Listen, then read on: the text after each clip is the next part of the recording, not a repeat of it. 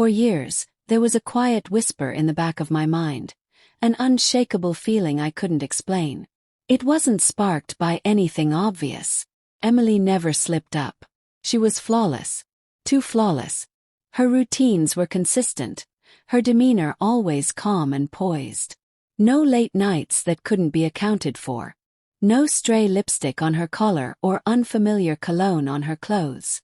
No suspicious messages or hushed phone calls. On the surface, she was the epitome of the loyal, loving wife. And that's exactly what unsettled me. Emily and I had been married for 10 years. 10 years filled with laughter, adventures, lazy Sundays, and the kind of deep conversations that made us feel unbreakable. Friends looked up to us. Strangers complimented us. We were the couple people aspired to be. Even during arguments, she still called me love, a small gesture that soothed wounds before they formed. But even perfect portraits can hide fractures. Even the sunniest smiles can conceal storm clouds gathering underneath. The first sign was so subtle it could have slipped past unnoticed. One evening she walked through the door and I said offhandedly, "You smell different."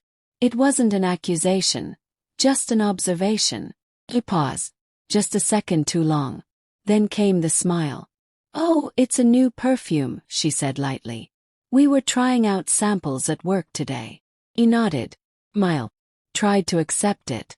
But that hesitation lodged itself in my thoughts like a splinter under the skin. Small, irritating, but impossible to ignore. That's when I started paying attention. Not snooping, not accusing.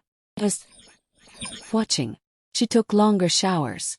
The lock screen on her phone, once a photo of us laughing on a beach in Maui, became a bland stock image of a mountain lake. Her phone was always face down now. When it buzzed, she'd glance quickly and chuckle. Just the group chat from work. But her body language was different. Tense, guarded. She used to hand me her phone without a second thought. Now she kept it in her pocket or purse, even around the house. She seemed happier in a strange way. More vibrant, more energetic. But I felt the distance between us growing. Like I was holding on to someone who was already halfway gone. Then came the moment that shattered the illusion. She mentioned a client dinner, just a routine work event, she said. When I offered to drop her off, she brushed it off with a kiss on my cheek and a sweet, "No need, love. Enjoy your evening."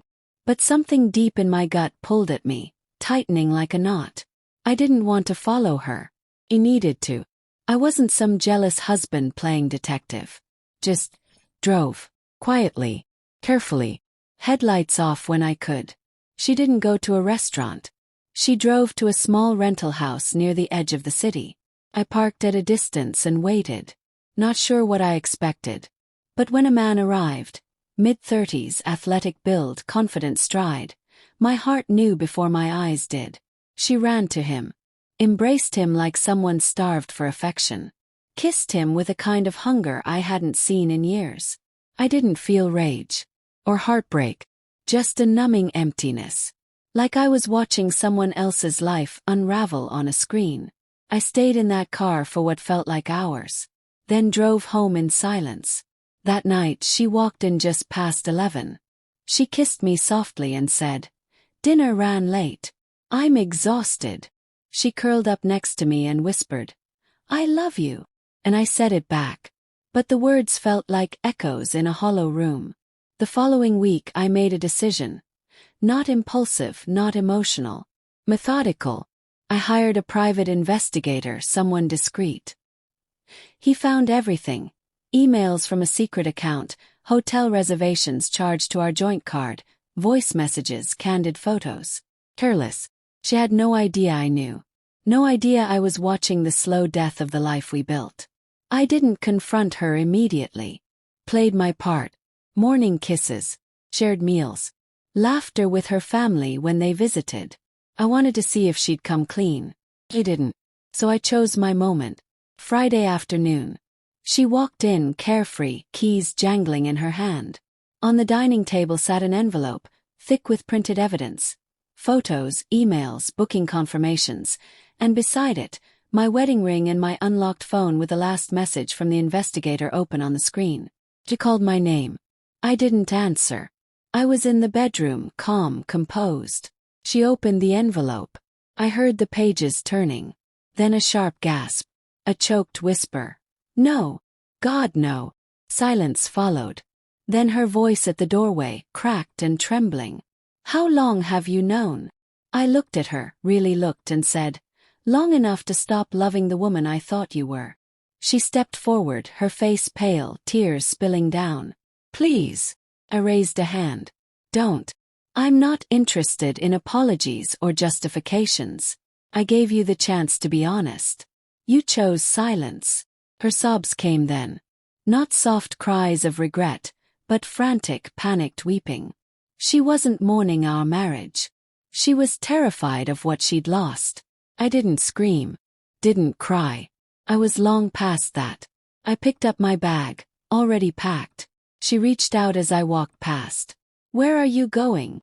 To find the part of myself you destroyed while pretending everything was fine. I left the door ajar behind me. That night I crashed at a friend's place.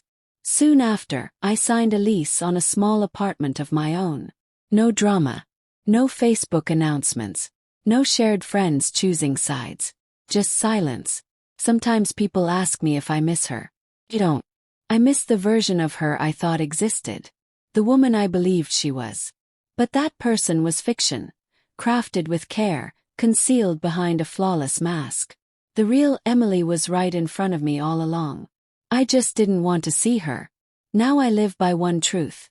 If your instincts whisper that something's wrong, they probably are. You don't need a confrontation. You don't need closure from the person who hurt you. You don't need to understand why they betrayed you. Sometimes the most powerful thing you can do is walk away without a word, without a fight. Because healing doesn't come from their remorse. Comes from realizing you never needed a love built on lies.